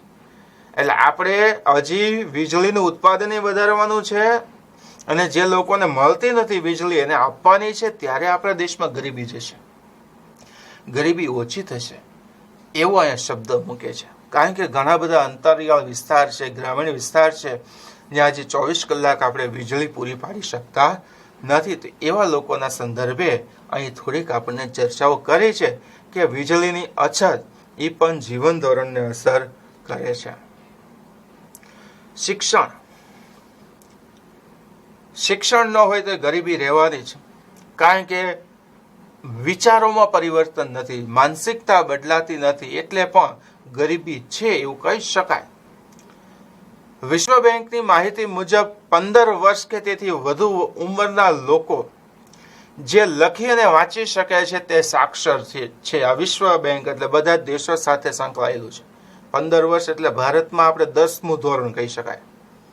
10મું ધોરણ તમે ભણો પછી તમે શિક્ષિત છો, પછી તમે લખી વાંચી શકો, એવું અહીંયા કહેવાનો અર્થ છે. બાકીના બધા કેવા છે? નિરક્ષર છે. એટલે 9મું ધોરણ તમે ભણ્યા, ભણવાનું પૂરું કરી દીધું, તમે શિક્ષિતમાં ન આવો, તમે નિરક્ષર છો. આને સમજવું હોય તો 9મા 10મા ધોરણ સુધી તમને એમ કહે છે કે તમે બાળક છો. 10મા ધોરણ સુધી તમને શું કહે છે? તમે બાળક છો. 10મું ધોરણ પાસ કરવાના જેવું તમારે રિઝલ્ટ આવે એટલે તમારામાં પરિવર્તનની સાથે તમારા માતા પિતા વડીલોનું પરિવર્તન આવે. હવે તું મોટો થઈ ગયો. જો ખાલી થોડોક જ ફેર છે. હવે તું મોટો થઈ ગયો એટલે હવે સમજણ શક્તિ વધી ગઈ. કહેવાનો અર્થ એવો છે હવે સારું વિચારવાનું, વિચારો સાથે જીવન જીવવાનું, પગભર થવાનો સમય 15 વર્ષ પછી આવે છે, 10મા ધોરણ પછી આવે છે. એટલે એ શબ્દની સાથે અહીંયા વાત થાય છે. શિક્ષણ અને તાલીમનું ઓછું પ્રમાણ. આપણા દેશમાં શિક્ષણ છે પણ ગુણવત્તાલક્ષી શિક્ષણ નથી એવું કહી શકાય.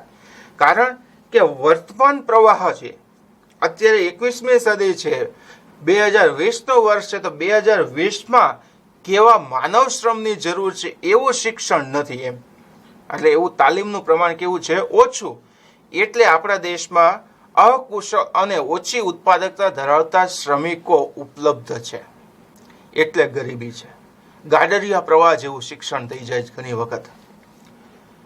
કારણ સમાજમાં કુટુંબમાં કોઈ એક વ્યક્તિ ડોક્ટર થયો તો બધા જ કુટુંબમાં ડોક્ટર ન થાય, પણ વાલી એવી અપેક્ષા રાખે છે એ ડોક્ટર થયો તો મારો દીકરો ડોક્ટર થાય. તો આ ગાડરિયો પ્રવાહ છે.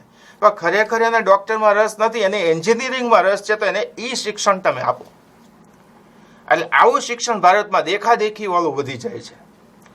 પરિણામે શું થાય છે તો કે ભાઈ અકુશળ શ્રમિકો ઉપલબ્ધ થઈ જાય છે. પરિણામે વિકાસ થઈ શકતો નથી, જેનાથી શ્રમિકોની વ્યવસાય રોજગારીની જે તકો અને પસંદગીઓ મર્યાદિત બની જાય છે, લિમિટેડ થઈ ગયું. તમે વધુ વિચારતા જ નથી, જુદું વિચારી જ નથી શકતા.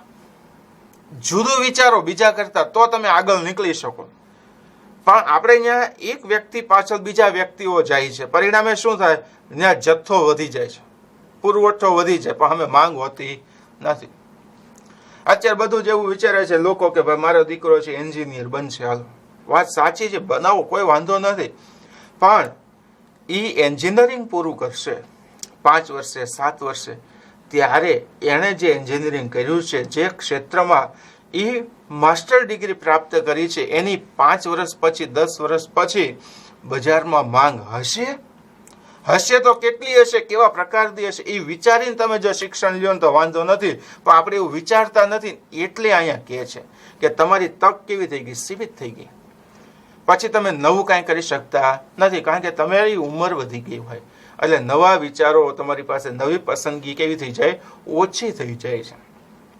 કારણ કે તમે એક ક્ષેત્ર પકડી લીધું છે, બધા રસ્તા બંધ કરી દીધા છે. ખરેખર બધા રસ્તા ખુલ્લા કરીને શિક્ષણ લેવું જોઈએ. એટલે એવું થઈ શકતું નથી. પરિણામે નીચા વેતનો અને ઓછી આવકને કારણે શું થાય છે? ગરીબી વધે છે. ન્યૂઝપેપરમાં મેં વાંચેલું, તલાટી મંત્રી જે 12 પાસ ઉપર લેવાય છે, ક્લાર્ક કહેવાય છે ને, તલાટી મંત્રીઓ ગ્રામીણ વિસ્તારમાં તમને જોવા મળે છે. એમાં થોડા સમય પહેલા, 1 વર્ષ પહેલાની વાત છે કે એમાં ગુજરાતમાં જ્યારે તલાટી મંત્રીની એક્ઝામ લેવાની, એમાંથી 30% એન્જિનિયરો હતા. પેલા ભાઈ તારે ગવર્મેન્ટ જોબ કરવી હતી તો એન્જિનિયર હું કામ થયો? 7 વર્ષ 8 વર્ષ બગાડ્યા પછી તલાટી મંત્રી બને. હવે તમે વિચાર કરો તો એનું કારણ શું? તો એને તક પસંદગી મર્યાદિત થઈ ગઈ હતી. એને શું કરવું પછી વિચારી જ નહોતો શકતો, એટલે પછી એમાં એને જમ્પ લાવ્યું. પરિણામે શું થાય કે જે એના માટે તૈયારી કરતા હતા, જે એ પ્રવાહ પહેલેથી પસંદ કર્યો હતો, એને પણ મુશ્કેલી પડે છે. એટલે અહીંયા શું થાય છે? યોગ્ય આયોજન નથી, ગોઠવણ નથી. પરિણામે આપણા દેશમાં ગરીબી એક મુખ્ય શબ્દ દર્શાવવામાં આવી રહ્યો છે. વર્ષ 11માં 2011માં બ્રાઝિલમાં સાક્ષરતા 91% હતું, જ્યારે ભારતમાં તે કેટલું હતું? ખાલી તો કે 74.04. નેપાળમાં 60, પાકિસ્તાનમાં 55માં જોવા મળ્યું. જે દર્શાવે છે કે વિકાસશીલ દેશોમાં સાક્ષરતા દરની સરખામણી ઘણી બધી ઓછી છે વિકસિત દેશોની સરખામણી. એટલે ભારતમાં એવું કહી શકાય ગરીબીનું પ્રમાણ જોવા મળે છે. ઓછું શિક્ષણ હોવાથી રૂઢિચુસ્તતા, માનસ જૂનું જે છે એ એમનેમ રહે છે, યથાવત રહે, પરિવર્તનને અવકાશ નથી. એટલે અજ્ઞાનતાનું પ્રમાણ, ઊંચું પ્રમાણ એ આપણા દેશમાં ગરીબીને એક નિર્દેશક તરીકે દર્શાવે છે. કારણ કે રૂઢિ બદલાવી જોઈએ, માનસિકતા બદલાવી જોઈએ. જ્યાં સુધી આ બે પરિસ્થિતિ ન થાય ને સારી, ત્યાં સુધી ગરીબી દેશમાંથી કાઢી શકતા નથી. એટલે ગરીબીને દૂર કરવા માટે, પરિસ્થિતિને સુધારવા માટે અહીં આપણને એવું કહે છે કે ભારતમાં શિક્ષણ એક ઊંચો પ્રવાહ હોવો જોઈએ. શિક્ષણનું ઊંચું પ્રમાણ એ ગરીબી ઘટાડવા માટેનું એક મુખ્ય સાધન દર્શાવવામાં આવે છે. માત્ર માથાદીઠ આવકના પ્રમાણ ઉપરથી જ વિશ્વમાં પ્રવર્તી ગરીબીનો સાચો અંદાજ મળતો નથી. એવું હોઈ શકે કે ઊંચી માથાદીઠ આવકવાળા દેશમાં ગરીબી રેખા નીચેની વસ્તીનું પ્રમાણ હોઈ શકે, પણ બીજા દેશમાં પણ કેવું પ્રકારનું છે એ પણ આપણે એક અંદાજ પ્રાપ્ત કરવો જોઈએ. એટલે કે છે આવક અને સંપત્તિની અસમાન વહેંચણી પણ ગરીબીનું એક કારણ છે. 1991ના આર્થિક સુધારા બાદના સમયમાં ભારતમાં ઊંચા દરે આર્થિક વૃદ્ધિ અને માથાદીઠ આવકમાં ઝડપથી વધારો થયો હોવા છતાં આવકની અસમાન વહેંચણીના કારણે ગરીબાઈમાં મોટા પ્રમાણમાં ઘટાડો નોંધાયો નથી. એટલે આવક તો થઈ છે, માથાદીઠ આવક વધી છે, પણ ધનિક લોકોની વધી છે. ટોચના 20% લોકોની આવક વધી છે. લોકોની બચત કરવાની વૃત્તિ પણ વધી છે, પણ એ 20 થી 30% લોકોની પાસે જ છે. આવકની અસમાનતાની જે વહેંચણી છે એમાં હજી બહુ મોટો ફેરફાર થઈ શક્યો નથી, એટલે ગરીબી છે. આવકની અસમાનતા સાથે એક તરફ ઊંચું જીવન ધોરણ સાથે ઉચ્ચ સગવડો ભોગવતો ધનિક વર્ગ, જો અહીંયા કહે છે ધનિક, 20% ધનિકની વાત થાય, તો બીજી તરફ ઓછી આવક ધરાવતા મકાન વિહોણા, જેની પાસે મકાન નથી, ગંદા વસવાટો છે, જ્યાં વસવાટ કરે છે, ખોરાક, શિક્ષણ અને સ્વાસ્થ્યની પાયાની જે લઘુત્તમ જરૂરિયાતથી વંચિત ગરીબ વર્ગ જોવા મળે છે. આ બે વસ્તુ અહીં દર્શાવી છે. એના આધારે કહે છે કે ભારતમાં ગરીબી જોવા મળે છે, કારણ કે ભારતમાં 70% વર્ગ આવો છે કે જે ગંદા વસવાટો છે, ખોરાક છે, સ્વાસ્થ્યની ઉણપ છે, આ બધાથી વ્યક્તિ કેવો છે, વંચિત છે. એટલે કોષ્ટક આપ્યું છે ને કોષ્ટકના આધારે આપણને કહે છે કે ભારતમાં ટોચના 1% જે વસ્તી છે, ટોચની 1% જે ધનિક સૌથી વધારે કહેવાય, પાસે રહેલ વાસ્તવિક આવકનો હિસ્સો દર્શાવે છે. વાસ્તવિક ખરેખર આવકનો હિસ્સો દર્શાવે. જોઈએ આપણે યુએસ 15.2, યુકે 12.5, ભારત 9, વર્ષ 1998. જ્યારે એની સામે આપણે વાત કરીએ વર્ષ 2012, યુએસ 18.9, યુકે 12.7, ભારત 12.6. આર્થિક સર્વે છે, તો આના આધારે શું કેવું વિચારો કે ક્યાં ગરીબી વધારે છે, ક્યાં ગરીબી ઓછી. આવકની અસમાનતાનો વાસ્તવિક આવકનો એક હિસ્સો દર્શાવે છે. તો આના આધારે આપણે કહી શકાય, શું કહી શકાય, જો આપણને કહે છે અહીંયા ઉપર દર્શાવેલ જે કોષ્ટક હતો એમાં કહે છે યુએસએ, યુકે અને ભારત 3 દેશોમાં વર્ષ 1998ની તુલનાએ વર્ષ 2012માં ટોચની 1% વસ્તીની જ વાત થાય છે. વાસ્તવિક રાષ્ટ્રીય આવકનો જે હિસ્સો છે એમાં વર્ષ 98ની તુલનાએ વર્ષ 2012માં વાસ્તવિક આવકનો જે હિસ્સો યુએસમાં 15.2% થી ઘટીને કેટલો થઈ ગયો, વધીને 18.9, યુકેમાં 12.9% થી વધીને કેટલો થઈ ગયો, 12.5% થી વધીને 12.7%, ભારતમાં 9% થી વધીને કેટલો 12.6% થયો. તો ભારત માટે એવું કહી શકાય કે ભારતમાં આર્થિક સુધારાઓ થી ઉદ્ભવેલા લાભો, એ શબ્દ મૂક્યો છે, ધનિકની તરફેણમાં વધુ રહ્યા છે.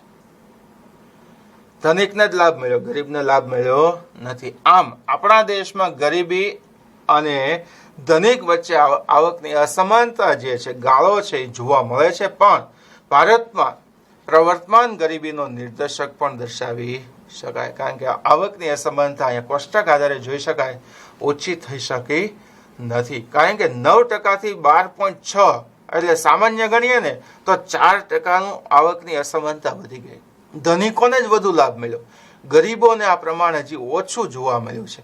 એટલે આવકની અસમાનતાઓ અહીં દર્શાવવામાં આવી છે, અને આવકની અસમાનતાને આધારે કહે છે કે ભારતમાં ગરીબીનું જે પ્રમાણ છે ખૂબ જ વધારે દર્શાવવામાં આવે છે. બેરોજગારી આ એક મુખ્ય શબ્દ છે, અને આ બેરોજગારી છે એટલે જ ભારતમાં શું છે, ગરીબી છે. પ્રવર્તમાન વેતન દરે, હાલમાં જે વેતન ચાલે છે, પર મંથ જે આપવામાં આવે છે, દરે કામ કરવાની ઈચ્છા, શક્તિ અને લાયકાત, આવડત છે, કામ કરવું છે, બરાબર છે, કાર્યક્ષમતા છે, અને વ્યક્તિને કામ મળતું નથી, એટલે વ્યક્તિ કેવો છે, બેકાર છે, કારણ કે રોજગાર ક્ષેત્રો ભારતમાં ઓછા છે. અને ઓછા રોજગાર ક્ષેત્રને કારણે લોકોને જરૂરી આવક મળતી નથી.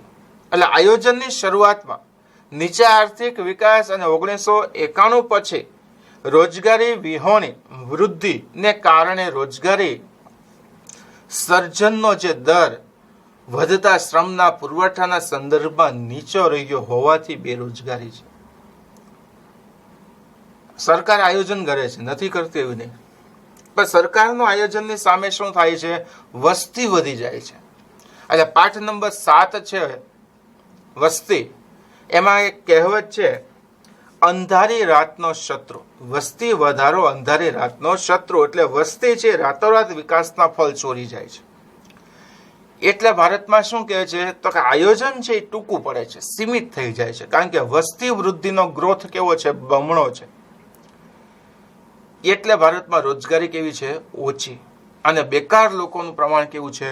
વધુ. એટલે કામ કરવું છે પણ કામ મળતું નથી, કારણ કે એક જ જગ્યાએ એક વ્યક્તિની જરૂર હોય તો અહીંયા 50 જણ આવે છે, એમાંથી એકને જ નોકરી મળે છે, 49 જણને નોકરી મળતી નથી. એટલે બેકાર લોકોની સંખ્યા કેવી છે?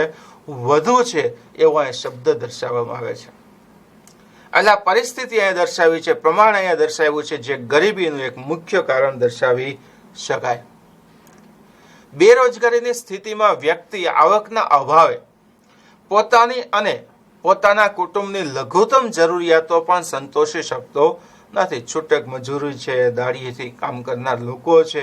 એટલે આપણે એવું કહીએ અસંગઠિત ક્ષેત્રમાં કામ કરતા લોકોની સંખ્યા વધારે છે. પરિણામે ભારતમાં ગરીબીનું પ્રમાણ ઊંચું જોવા મળે છે. ભારતમાં વર્ષ 2011 સુધી બેરોજગારીનો દર 9% આસપાસ હતો, જે 2013-14માં શ્રમ બ્યુરો જે સંસ્થા છે એના દ્વારા જે મોજણી એટલે કે સર્વે 15 વર્ષથી મોટી ઉંમરના લોકોમાં બેરોજગારીનો દર કેટલો થઈ ગયો? 4.9% જેટલો જોવા મળ્યો હતો. ગ્રામીણ ક્ષેત્રમાં આ દર 4.7% અને શહેરી ક્ષેત્રો માટે 5.5% જોવા મળ્યો. તો આના આધારે એવું કહી શકાય ગરીબી કેવી છે? વધારે જોવા મળે છે. રોજગાર જે મેળવવું છે, જેને રોજગારી મેળવવી છે, જે શિક્ષિત છે, યુવાન છે, કાર્યક્ષમતા છે, ખડતલ છે, મજબૂત છે, પણ વ્યક્તિને કામ મળી શકતું નથી. એટલે વ્યક્તિ કેવો છે? બેરોજગાર છે.